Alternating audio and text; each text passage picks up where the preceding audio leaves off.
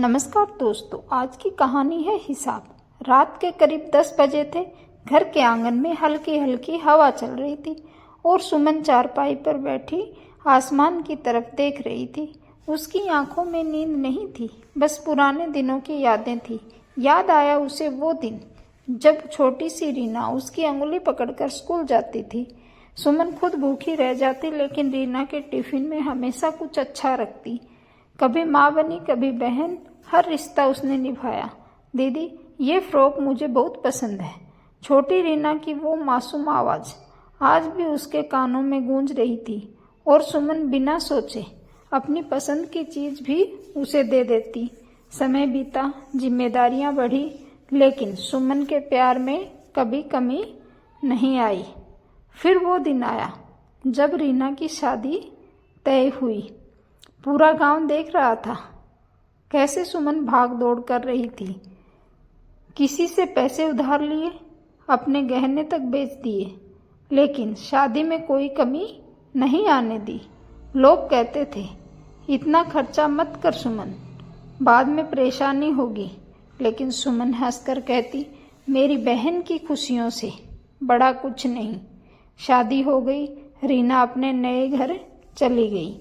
सुमन की आंखें नम थी, लेकिन दिल खुश था। कुछ महीने तक सब ठीक चला। फिर एक दिन सुमन के घर मुश्किलें आ गई।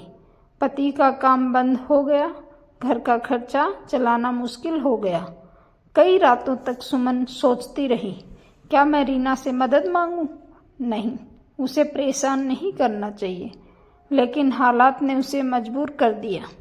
कांपते हाथों से उसने फ़ोन मिलाया। रीना, अगर थोड़ा मदद मिल जाती तो। रीना ने बिना एक पल सोचे कहा, दीदी आप चिंता मत करो, मैं हूं ना।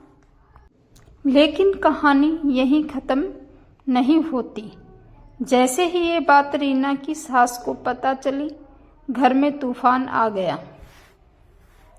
क्या तुम्हारी बहन ने तुम्हें एटीएम समझ रखा है? शादी के बाद मायके वालों से इतना लगाव ठीक नहीं। इतना ही नहीं, उसने सुमन को भी फ़ोन करके बहुत कुछ सुना दिया। सुमन चुप रही, एक शब्द नहीं बोला।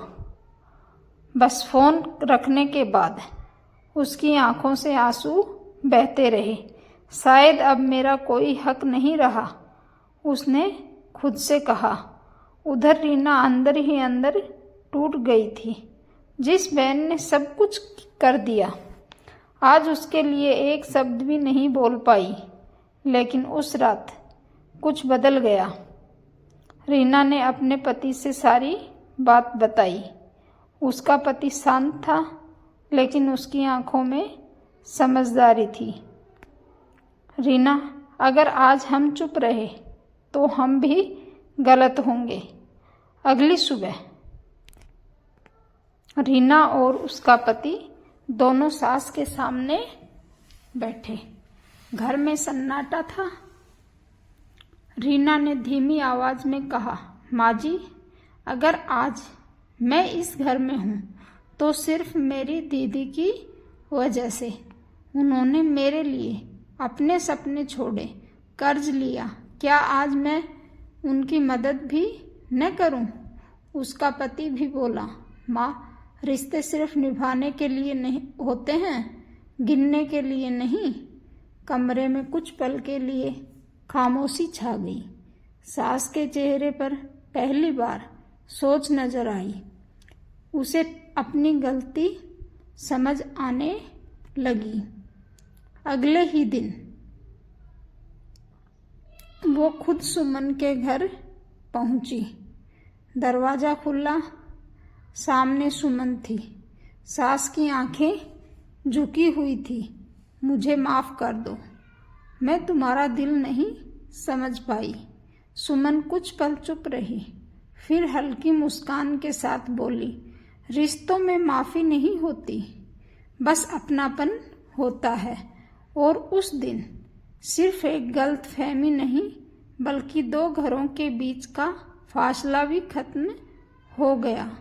धन्यवाद दोस्तों।